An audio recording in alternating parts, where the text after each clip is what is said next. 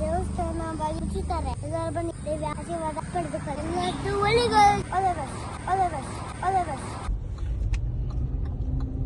ಎಲ್ಲರಿಗೂ ನಮಸ್ಕಾರ. ಆಶ್ರಮ ದೇವಿ ಸ್ವಾಗತ. ಎಲ್ಲರೂ ಬನ್ನಿ ದರ್ಶನ ಪಡೆಯುವುದಕ್ಕೆ ಬನ್ನಿ ದರ್ಶನ ಮಾಡಿ.